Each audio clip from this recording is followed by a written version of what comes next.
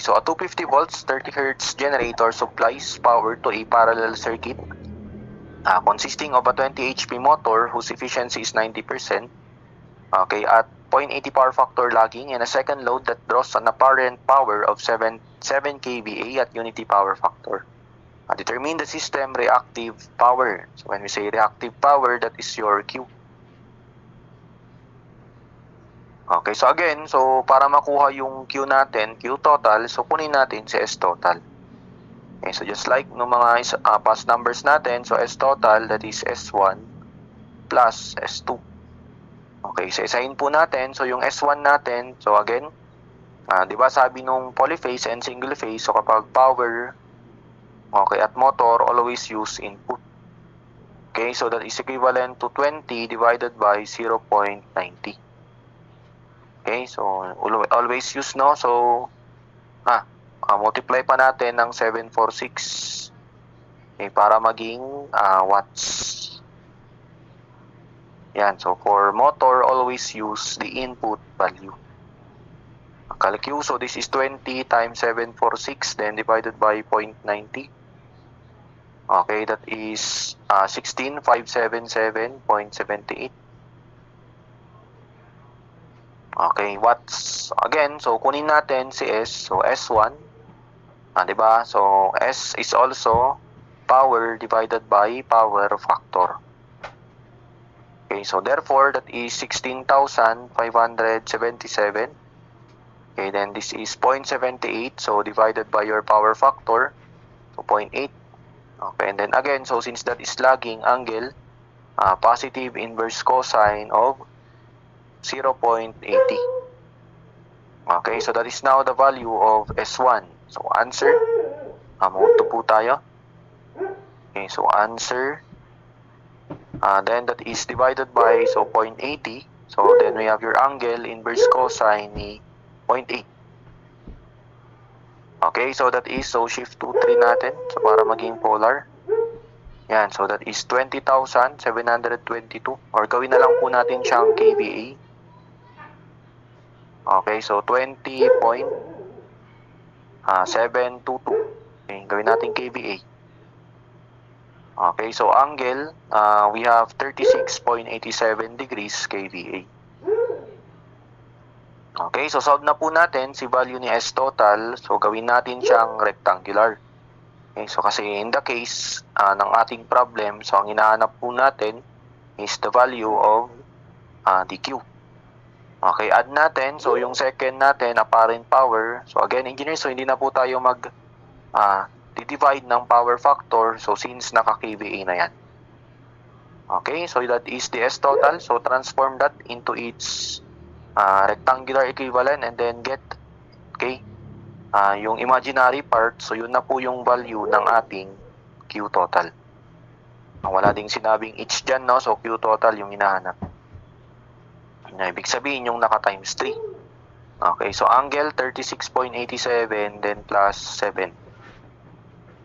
Okay, so that is the answer. So 23.577 or 5778. Okay, meron din yan sa choices engineers, ha. So approximately A yan. Okay, pero hindi pa po yan yung sagot natin. Okay, so ito yung hinahanap, yung my J. Okay, 12.433.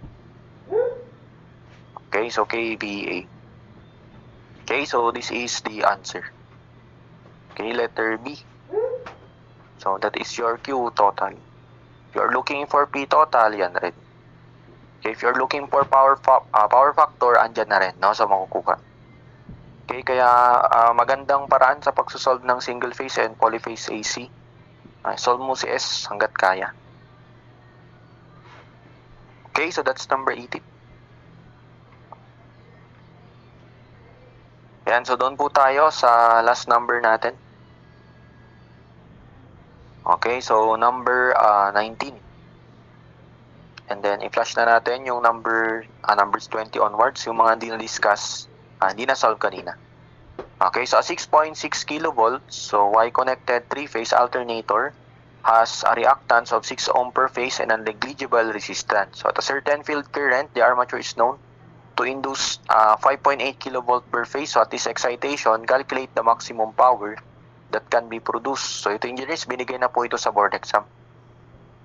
Okay, so yung formula natin, so yung maximum power ng generator natin, okay, that is just equivalent to the absolute value, okay, ng E per phase, so multiplied by V per phase, so then this is divided by X per phase. Okay, so yung E per phase natin, engineers, so yan po yung tinatawag natin na sending end voltage. Okay, or yan din po yung VNL natin na tinatawag. Okay, sending end voltage. So anyway, wala namang problema no dyan sa formula kung napagbaliktaran mo yung sending end at saka yung receiving end. Okay, yung V per phase, so yan naman yung receiving end. Okay, or yan din po yung tinatawag natin na VFL. Okay, so ito yung VNL per phase. Ito rin yung VFL per phase. Okay, so substitute. So we have your Y connection, di ba? Ito engineer, so yan ay line to line. Okay, so yung given na naka per phase na to. Kaya okay na po. Okay, so ito yung ating receiving. Okay, so ito yung ating receiving, ito yung ating sending. Naka-line to line to, sorry. Okay, so solve natin. So at Y connection, okay, so kunin na natin ngayon si value ni maximum power. So ito engineers, naka per phase pa lang po ito, no? Okay, so ang hinahanap naman dyan, so walang binanggit na per phase, so therefore, we are looking for the total. Okay, so again, para makuha si total, so times 3 lang po natin yung per phase. Okay, so that is 3. Then multiplied by E per phase, so naka per phase value na po yan. So anyway, kung napagbaliktaran mo man, so okay lang. Okay, then V per phase, so wala namang effect sa sagot. Okay, dapat lang, so i-divide mo ng square root of 3 yung isa dyan. Kasi again, ito, walang binanggit na per phase, so meaning that is line to line. Well, yung sa isa, yung EG natin, di ba this is also your EG? Okay, and then your EG, that is also your VNL. Okay, yan. So, naka per phase na. Okay, then divided by X. Okay, so J6. Okay, and then express your answer in megawatts. Okay, so 3, then absolute value of 5.8 times 10 raised to 3. Okay, so then we have times 6.6 times 10 raised to 3. Okay, over square root of 3 and then over 6. Okay, so in megawatts, so that is 11.05. Okay, so binigay na rin yan. So board exam namin, 2019 September. Okay, so letter C is the answer. Okay, sige engineer. So since time na, so i-flash na lang natin no, yung mga remaining na hindi natin na-discuss. Okay, so konti na lang naman na yun. No? So yung mga walang choices, na-discuss natin lahat. So di na natin naisama dito yung mga fault currents. Okay, paki-review na lang din po ulit. Okay, so magagamit nyo rin kasi yon sa transformers and then power systems. Okay, so anyway, number 20. So ganyan naman yung pagkuha ng power factor kapag maximum power. Okay, sige po, paki-take note. So number 20 is letter A. Okay, next na hindi pa natin na-solve. So okay na yan, na-solve na rin yan. So number 23, okay, is letter B. Okay, so sa lahat ng machine, no, ganyan yung gagawin yung yan yung gagawin yung formula, no? So yung loss, total loss, yung total loss natin, so mapa-transformer, mapa-motor, mapa-alternator, so that is core loss plus copper loss. Okay, next, number 25. So yan, parang yung lecture nyo, so nang dami-daming given, pero ang hinahanap lang naman ay full load armature current. Tandaan natin, yung full load armature current, so nakukuha yan by means of S. Okay, ito, V full load, line to line. Okay, ito rin, so that is S full load, line to line. Okay, total yan, no? So since walang sinabing, bakit line to line? So S full load total. Okay, so that's 25. Next one, so number 28. Okay, so yan, so letter C. So yung KVA, S lang din po yan, no?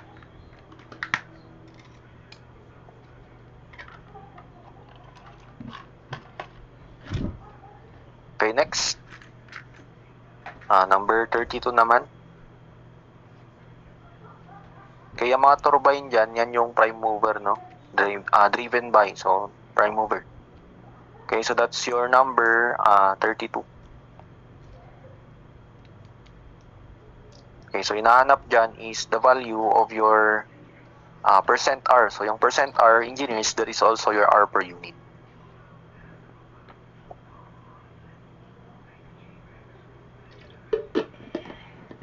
Okay, next one. So doon naman tayo sa number 34.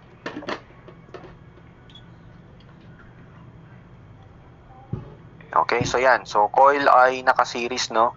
Doon sa ating alternator. Okay, kaya ina-add natin yung mga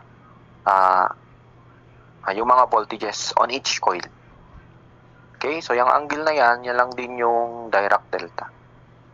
Okay, yung spacing ng mga coils natin. Okay, so next, doon tayo sa number 37. So ito, parallel combination. Okay, yan po. So kung ang nilecture sa inyo is yung y equals mx plus b, okay, or yung gamit, no, ay analytic geometry, so okay lang din po. Okay, pares lang po yan. So, or yung ginamit nyo is yung nilecture natin ng DC generator, pares lang din. Okay, sige. So yan, di kasya yung sige, litan na lang natin to. Okay, para magkasya. Ayun. Okay, so use calculator technique, no, sa mode 5.2. Okay, troubleshoot. So kilowatt dapat yan, hindi siya kVA. Nasa yan yata, pinoybix.org. So isa sa mga kinukuhanan din, no, ng board exam problem. Okay, sige po, paki-take note. So that's number 37. So next natin si number 41. Okay, your number 41 is belt factor. So belt factor, that is also your KT. Okay, so ang sagot ay letter A. Okay, so again, so direct substitution. Kasi kung hindi mo alam yung formula ni KD, ni KP, okay, hindi mo masasolve yung value ni EG. Okay, next one. So number 40.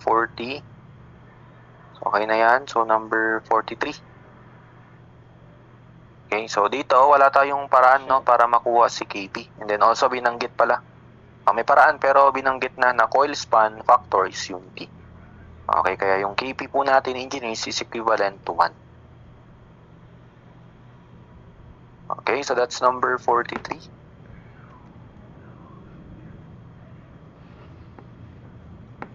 Okay, next one. So let's flash number 44. So this time naman ay efficiency. Okay, so yan.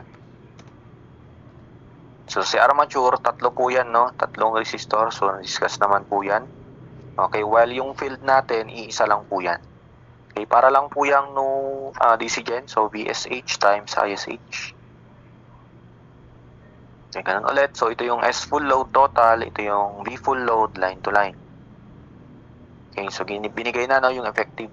So okay na yan. Kung terminal yung binigay, so paghaluin yung mga formula. Okay, yung RT divided by 2. Okay, next one. I think yan na pala yung last. 45, 46, 47. Ito pala, 48. Okay, so again, coil span of unity. So KP is equivalent to 1.